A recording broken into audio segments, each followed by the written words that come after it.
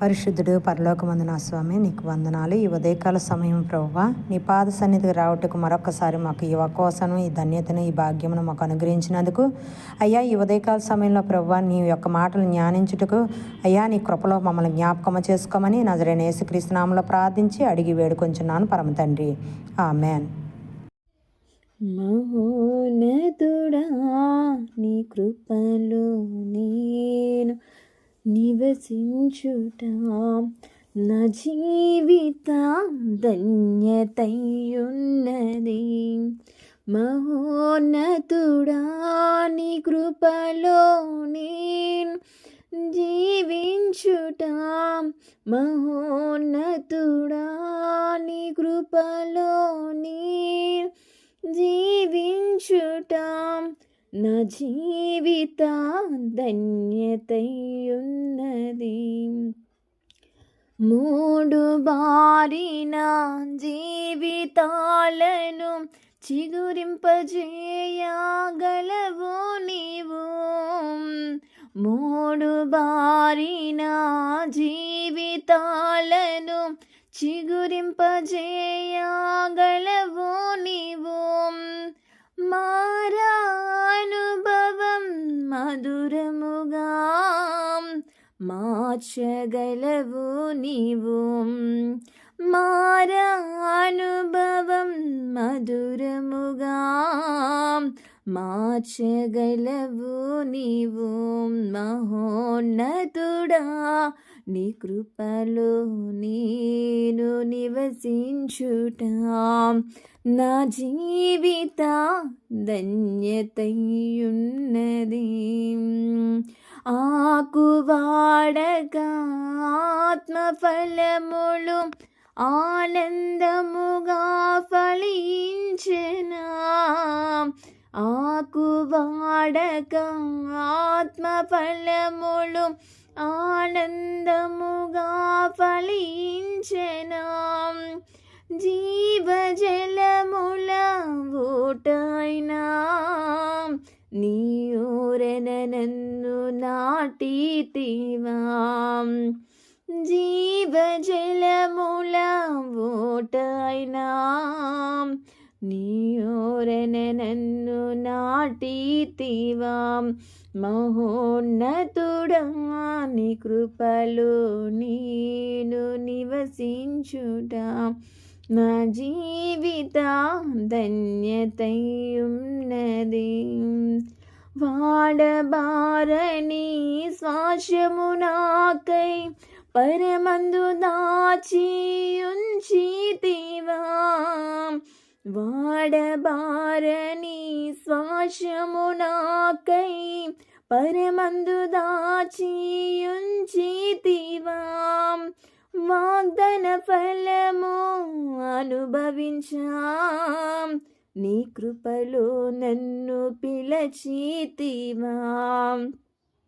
వాగ్దాన ఫలము అనుభవించా, నీ కృపలో నన్ను పిలచితివా. మహోన్నతుడా, నీ కృపలో నేను నివసించుట నా జీవిత గమ్యమయ్యున్నది. మహోన్నతుడా, నీ కృపలో నేను జీవించుట నా జీవిత ధన్యతయున్నది.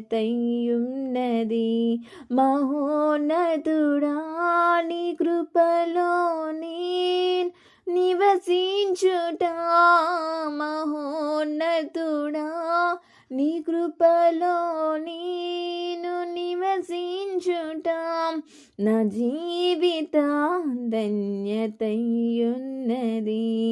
నా జీవిత ధన్యతయున్నది. హల్లెలూయా. ఈరోజు వాక్యము లోకా సువార్త 1:79. మన గురించి రక్షకుడిని లేపెను. మన గురించి రక్షకుడిని లేపిన దేవుడు ఎవరు? రక్షకుడు ఎవరు? ఈ లోక పాపమును మోసుకొని గొర్రె పిల్ల వలె ఈ లోకానికి క్రీస్తుని పంపిన గొప్ప దేవుడు. క్రీస్తు ఈ లోకములో మన పాపములను, మన శాపములను, మన వ్యాధులను, మన బాధలను తన భుజముపై వేసుకున్నట్టుగా సిలువను మోసి మన పాప భారాన్ని అతను భరించి మనకి క్షమాపణ ఇచ్చి అతను సిలువ పైన మరణించి ఉన్నారు.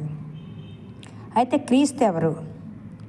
క్రీస్తు రాకడ ద్వారా చీకటిలో మరియు మరణపు నీడలో ఉన్నవారిపై వెలుగు ప్రకాశింపజేసి మన పాదాలకు సమాధానం మార్గంలో నడిపించుటకు అతను ఈ భూమిపైకి వచ్చి ఉన్నారు.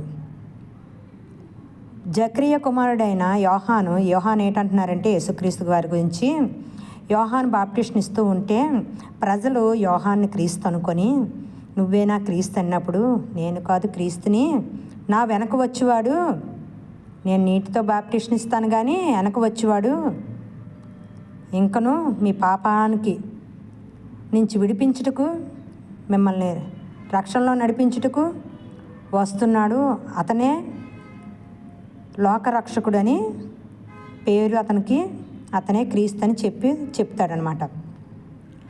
జక్రియ కుమారుడు యోహాను బాప్టిస్మం ఇచ్చి యేసుని గూర్చి, యేసు నీతి సూర్యుడు సువర్ణపు ఉదయము మరియు ఉదయించు ఉదయం వలె అతన్ని పిలుస్తారని అక్కడ వర్ణిస్తారనమాట. యేసయ్యని గూర్చి, యేసు లోకానికి వచ్చెను, లోకానికి వెలుగు తెచ్చెను, లోకానికి రక్షణ తెచ్చెను, లోకానికి మార్గము చూపెను, లోకానికి అతను రక్షకుడై ఉన్నాడు. అలాగే యోహాను 1:29 యోహాను యేసు తన యొద్దకు రాగా చూచి, ఇదిగో లోకపాపమును మోసుకొని పోవు దేవుని గొర్రె పిల్ల అని యోహాను అంటున్నారన్నమాట. యోహాను యేసు తన యొద్దకు రాగా అతనిని చూసి, ఈ లోకపాపమును మోసుకొని పోవు గొర్రె పిల్ల అని గొర్రె పిల్లతో పోలుస్తున్నాను అన్నమాట. గొర్రె ఎలాగుంటుందండి? కాపరుడికి లోబడి, కాపరున్నా లేకపోయినా గొర్రె కాపరు వద్దకు రావడానికే ప్రయత్నిస్తుంది అన్నమాట. అలాగా గొర్రె పిల్ల వలె అతను ఏ పాపము లేక, ఏ కలంకము లేక, స్వరూపము లేక, ఏమీ లేక మన గురించి మానవుని రూపంగా ఈ భూమిపైకి వచ్చి మనకు వెలుగును ప్రసాదించే దేవుడు, వెలుగు మార్గాన్ని ఇచ్చే దేవుడు అని అక్కడ వర్ణింపబడుతుందన్నమాట. యేసు, నేను ఈ లోకమునకు వెలుగును, నన్ను వెంబడించువాడు చీకటిలో నడవక జీవపు వెలుగును కలిగి ఉండునని వారితో చెప్పెను. యోహాను 8:12 చూసుకోండి. యేసు అంటున్నారు, నేను ఈ లోకమునకు వెలుగై ఉన్నాను, నన్ను వెంబడించేవాడు చీకటిలో నడవక జీవపు వెలుగు కలిగి ఉండురని చెప్పుచున్నారు. అర్థమైందండి మీ అందరికీ? ఆది యందు వాక్యం ఉండును, వాక్యం దేవుని యొద్ద నుండును, వాక్యం దేవుడై ఉండెను. ఎంత పరిశుద్ధ గ్రంథంలో మనము చూసినట్లుగా, మనకి కళ్ళకి కనబడినట్లుగా, మనం అనుభవిస్తున్నట్లుగా పరిశుద్ధ గ్రంథంలో ఉంటుందండి. మనం ఇలాగ చెప్పుకొని వెళ్తే చాలా చాలా చాలా యేసుని గూర్చి మనం తెలుసుకుంటే మన మార్గాలు వెలుగ్గా, మన మార్గం జీవ మార్గము, మన మార్గానికి త్రోవ చూపించే యేసయ్యని కలిగి మనం జీవించినప్పుడు మనకెంతో ఆనందము, సంతోషము, సమాధానము, ఐక్యత, శాంతి, దీర్ఘశాంతము, దయాలత్వము ఇలాంటివన్నీ మన జీవితాల్లో ఉంటాయన్నమాట. మత్తయి 5:14, 15, 16 వచనాల్లో చూసుకుంటే, మీరు లోకమునకు వెలుగై ఉన్నప్పుడు కొండ మీద నుండి పట్టణం మరుగై ఉండనేరదు. మనుషులు దీపం వెలిగించి కొంచెము కింద పెట్టరు, కానీ అది ఇంటి అందరికీ వెలుగునిచ్చే దీపస్తంభం మీద పెట్టుదురు. చూసారండి, మనం వెలిగించినప్పుడు దీపాన్ని ఇంటి అందరికీ కనిపించేటట్లుగా ఎలగెడతామో, అదే కొంచెం కింద మంచం కింద పెడితే అది వెలుగు ప్రకాశింపజేయదు కదండి. అలాగే దేవుడు మనకి ప్రకాశింపజేయుటకు ఆకాశము నుంచి దిగి వచ్చిన గొప్ప కుమారుడు యేసుక్రీస్తు వారు. ఆకాశమునందు నుంచి మనకి వెలుగుని ప్రసాదించే దేవుడు. కీర్తనలో చూసుకోండి, అలాగే 119, 105లోని, నీ వాక్యము నా పాదములకు దీపము, నా త్రోవకు వెలుగై ఉన్నది. అలాగే 119లో 155వ వచనంలో కూడా, 155వ వచనంలో కూడా, యెహోవా నీ కనికరములు మితిలేవు, నీ కనికరములు మితిలేవు. యెహోవా కనికరించడానికి అంతు లేదన్నమాట. మనకి ఎంత విధంగా మనం ఎన్నిసార్లు పాపం చేసి దేవుడి దగ్గర అయ్యా నన్ను క్షమించు అన్నప్పుడు ఎన్నిసార్లు మనం క్షమించి హక్కును చేర్చుకునే దేవుడు, అట్టి దేవుణ్ణి మనం కలిగి ఉన్నాము. అలాగే ఒకసారి చూసుకుందాం 2 కొరింథీయులు 4:6లోని క్రీస్తు ద్వారా దేవుని ఎడల మాకిట్టి నమ్మకము అయి ఉన్నది. మరొకసారి చదువుకుందామే. 2 కొరింథీయులు 4:6లో క్రీస్తు ద్వారా దేవుని ఎడల మాకిట్టి నమ్మకము కలదు. కేవలం క్రీస్తు ద్వారా మాకు ఇట్టి నమ్మకం కలుగునని ఇక్కడ రాయబడి ఉన్నది. దేవుళ్ళో మనము ఎప్పుడు కూడా ఆనందించేవారిగా ఉండాలని దేవుడు ఎప్పుడు ఆశపడతాడు. మన బాధల్లో హక్కును చేర్చుకోవడానికి ఎప్పుడు కూడా తన చేతులు 2 చాచి దేవుణ్ణి మనం ఎప్పుడు దేవుడా అని పిలుస్తామా, తండ్రి అని పిలుస్తామా, కుమారుడా అని పిలుస్తామా, డాడీ అని పిలుస్తామా, నాన్న అని పిలుస్తామా, హక్కును చేర్చుకుందామని చూస్తారు. అదే మన పిల్లలు కూడా మనల్ని ఎంతో ప్రేమగా అమ్మ నాన్న అనుభూతికి మనం ఎంత సంతోషపడిపోతామండి. మరి అట్టి విధంగా మనల్ని సృష్టించిన దేవుడు తన ఎముకలోంచి నాసిక రంధ్రములలోంచి గాలిని ఊది పురుషుని తయారు చేసిన గొప్ప దేవుడు కదండి. అతను ఊపిరినిచ్చి మనుషుని తయారు చేసి ఉన్నారు కదండి. అతని బిడ్డలం మనం అయ్యున్నప్పుడు అతనికి మనం విరోధముగా లేకుండా పాపంలో జీవించుకుంటా మంచిగా జీవించినప్పుడు దేవుడు ఎంత సంతోషం చేస్తాడండి. అదే మనకి ఏదైనా సంతోషకరమైన విషయము తెలిసినా మనకి ఏదైనా ఒక విధమైన ఆనందం కలిగినప్పుడు మనం ఎంత పరవశించిపోతామండి. అట్టి రీతిగా దేవుడు మన పట్ల ఎంత పరవశిస్తాడో కదండి, దేవుడు ఎంత ఆనందిస్తాడో కదండి. దేవుడికి నమ్మకమైన జీవితం మనం జీవించినప్పుడు దేవుడు హక్కుని మనల్ని చేర్చుకునే విధముగా నా బిడ్డ ఎప్పుడు పిలుస్తుందా అని అతను ఆకాశం నుండి ఆసీనుడే ఎలా చూస్తాడటండి. పిల్లిపోతుకి ఇలా వంగి వాలినట్టుగా మన వైపు చూస్తాడటండి. అలాంటి దేవుని మనం కలిగి ఉన్నాం కదండి.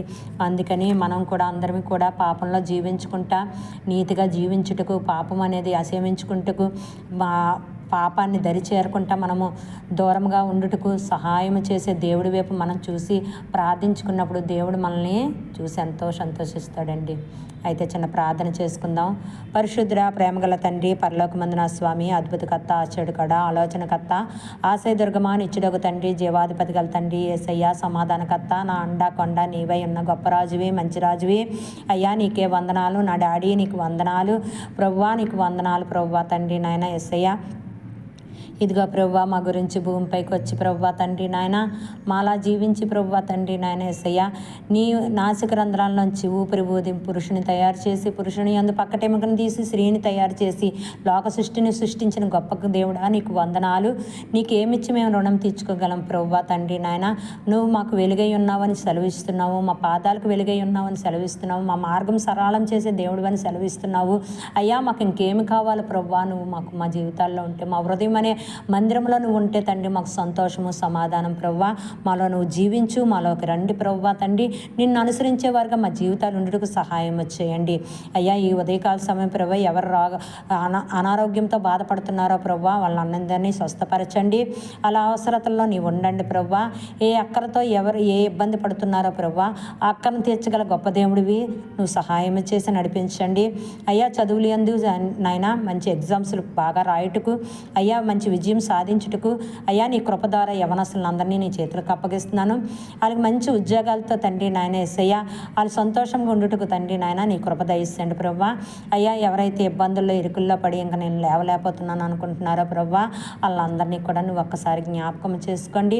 వాళ్ళ మార్గాన్ని సరళం చేయండి, వాళ్ళ ఇబ్బందుల్లోంచి లేవనెత్తండి. నీ కృప ద్వారా ప్రభువా మహిమకరమైన జీవితం జీవించుటకు సహాయం చేయండి. నీవు తప్ప వేరొక దేవుడు లేడని అది గ్రహించుటకు కూడా మనోనేత్రాలను వెలిగించమని యేసుక్రీస్తు నామములో ప్రార్థిస్తున్నాను తండ్రి అయ్యా. చంటి బిడ్డలు మొదలుకొని ప్రభువా, యవ్వనస్తులు ఏటి ప్రభువా, వృద్ధులేటి ప్రభువా, నడివలసి వారు ఏటి ప్రభువా అయ్యా, ప్రతి బిడ్డపై నీ దయగల హస్తం ఉంచండి. వాళ్ళ అవసరతల్లో నువ్వు ఉండండి. దేవా వ్యాపారాలు అభివృద్ధి చెందక ప్రభు బాధపడుతున్న ప్రతి బిడ్డకి కూడా మంచి వ్యాపారంలో లాభాల్లో తండ్రి నాయన వ్యాపారం జరుగుటకు నీ జ్ఞానమును అనుగ్రహించండి ప్రభా. నీకు వందనాలు అయ్యా. నీవు తప్ప వేరొక దేవుడు లేడని నేను గ్రహించినట్టుగా ప్రతి మనిషిని గ్రహించుటకు అయ్యా పాపం అనేది తండ్రి నాయన వాళ్ళు దరిచేరకుండా ప్రభా అయ్యా వాళ్ళ జీవితాలు బాగా ఉండుటకు సహాయం చేయండి దేవా. నీకే వందనాలు స్తుతులు స్తోత్రాలు.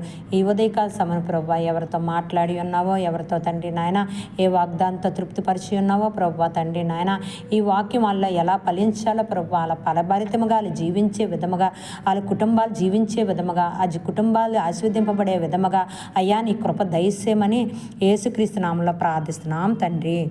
ఆమెన్. యేసు రక్తమే జయం, యేసు రక్తమే జయం, యేసు రక్తం సంపూర్ణ విజయం, అపవాదికులకు అనంత నాశనం మన ప్రభువైన యేసుక్రీస్తు నామమున నిత్యము జయము కలుగును గాక. ఆమెన్.